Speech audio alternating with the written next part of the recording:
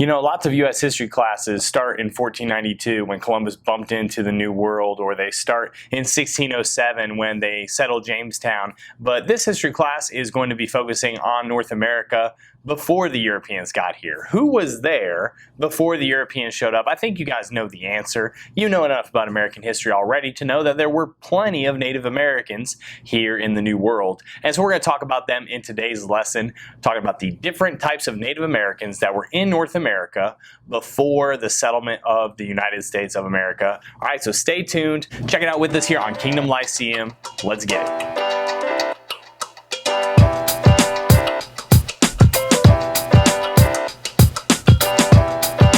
As we just said, United States history doesn't just start when Europe gets here. A long time before that, when people started migrating into North America. Now, how did they get here? Well, there's lots of different historical and scholarly and scientific debate over that. Could have been a land bridge. There have been people who have actually proven that it is possible to travel by boat from Southeast Asia to parts of North and South America. There's all kinds of different theories. There's all kinds of different anthropological and archaeological evidence for lots of those theories. But what we know is that there were large groups of Native Americans here in the New World, here in North America, before the Europeans got here. And historians basically take those groups of people, all right, they were in large tribes or small tribes, large family units and small family units. They take those groups of people and they look at the different similar characteristics that they share with one another. They look at their geographic locations, and they put them into 5 fairly broad groups here in U.S. history. So we're going to talk about 5 of those groups here, and this is, like I said, very broad because many of the tribes that were within the groups could have been very different from one another, but they shared some key characteristics. So let's go ahead and look at the 5 types of North American Indian culture groups.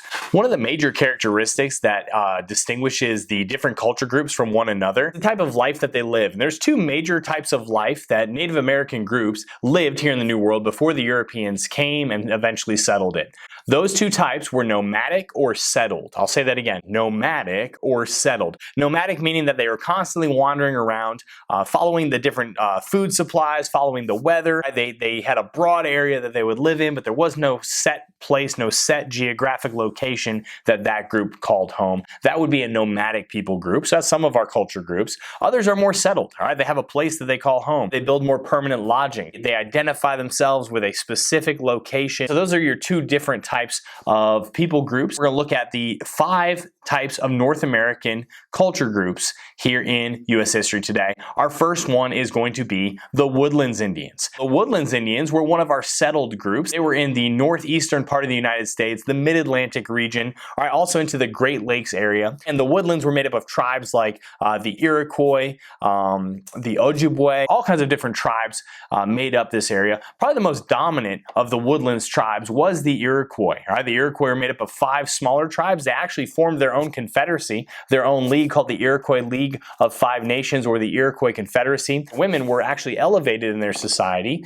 Each clan or each small family unit would actually submit themselves to a clan mother who was in charge of an administrative bureau almost of different chiefs. You'd have like your war chief, you'd have like your planning and your agricultural chief, and they all answered though to the clan mother. So it was a matriarchal society here with the Iroquois. Many other Woodlands Indians shared that trait. One of the reasons why the Woodlands Indians were so prominent and so prevalent, and one of the reasons why we put a lot of these different tribal groups into the woodland category, is that they lived in the woods, all right, but they also used what they found in the woods in order to make housing, in order to fend for themselves. They make weapons, all right, make supplies, all right, they would hunt the woodlands creatures. So the woodlands way of life dominated the Woodlands Indians. One of those types of shelters that they would build was the longhouse, or the wigwam. Were built out of tree bark. These were built out of branches. Another thing the Woodlands Indians were famous for is many of them built mounds. These mounds were either for burial or sometimes they were for ceremonial purposes.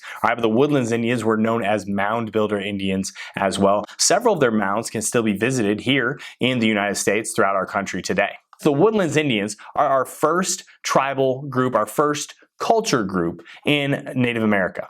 Our next group of Indians that many of us personally might be a little bit more familiar with are the Plains Indians. That's right, the Plains Indians living in the Great Plains of what is now the United States. And the Plains Indians were made up of tribes like the Comanche, tribes like the Apache, the Lakota Sioux, the Cheyenne. All of these were different types of Plains Indians. And the Plains Indians were not settled. They were more nomadic. The stereotypical teepee that you might think of when you think of Native Americans, that would be associated most with the Plains Indians because the teepee was able to be assembled and disassembled quickly to follow the buffalo herds. This group of Native Americans would follow the buffalo herds all throughout the plains, and they would hunt them and they would subsist off of the many parts of the buffalo. The Native Americans had a very communal aspect with the environment around them. So whenever they killed or whenever they built with items from nature, they would always be very, very reverent of those things, and they would treat them with the utmost respect. They look at the buffalo as their great provider because it was such a huge part of their way of life, and it provided for them. Our next group of Native American culture groups here that we're talking about today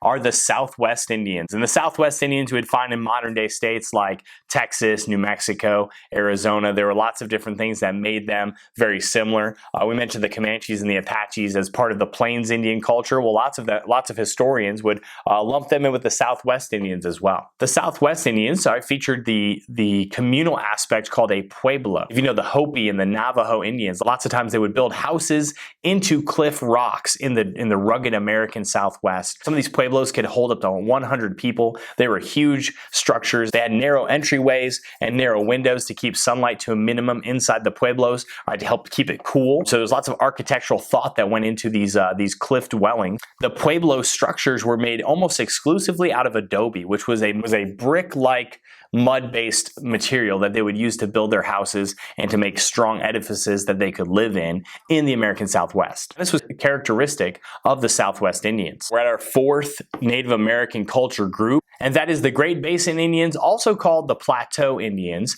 And this group of Indians lived in the rocky area, the basin that exists in between the Cascade Mountain Range and the Rocky Mountain Range. It's a high elevated area that they were able to live in. They were acclimated to that climate. They were kind of a hybrid of nomadic and settled. They would move around a little bit, but they always had kind of a home base that they would associate with. And the Great Basin or Plateau Native Americans were also most known for petroglyphs. Petroglyphs are not like cave paintings, they're actually like cave carvings. They would carve into the relief of the rock, and it would leave a long-lasting sculpture that can still be seen today in many parts of that region, dating all the way back to the Native Americans who lived there. So that's number 4, the Great Basin and Plateau Indians. All right, so that brings us to number 5, the last group on our list today, and that is the West Coast Indians. Now, when we say West Coast, obviously it would go all the way down the entire west coast of North America, but specifically here we're talking about the Pacific Northwest. That's where the most settled of the early Native American people groups called home. The West Coast Indians are famous for their use of totem poles. You may be familiar with those structures. These totem poles were ways of marking their territory. They were ways of showing what type of worship that particular people group ascribed to. And they were very ornate and very decorative. They were built from the giant cedar trees that are characteristic of that region. And the West Coast Indians were very, very prominent and were, like I said, some of the most settled of our early Native Americans. All right, so those are our broad Native American culture groups. Lots of differences in between them. We can discuss them all day. There's all kinds of great content out there for you to find. Check out some other videos here on YouTube and in other places where you can learn about the Native American people groups that inhabited North America before the Europeans came here and settled. One thing that did tie all of them in, and one thing that we're going to look at here from a Christian perspective, was the Native American religion. Native American religion was very similar from one culture group to another culture group. Now, things varied, things changed. For example, the Plains Indians worshiped the great buffalo, whereas the Woodlands Indians had other spirits that they would worship. A lot of it had to do with what was a part and parcel to their way of life. But one thing that kind of ties all these together is the concept of animism. And this is seen a lot in tribal regions in the world. And you see it in Africa, you see it in South America, and in Southeast Asia, all over the place. And animism is simply the belief that spirits live in natural objects as well as natural events. An animist would believe that there are spirits that live in nature, in the trees, in the plants. They would also believe that there are spirits that live in different events. So like big defeats from the Native Americans by the European settlers, that would be a bad spirit in that event. Great victories over the settlers would be a good spirit. All right, so the animist viewpoint, the animist way of life caused them to treat the world around them very reverently and very cautiously, but also very superstitiously.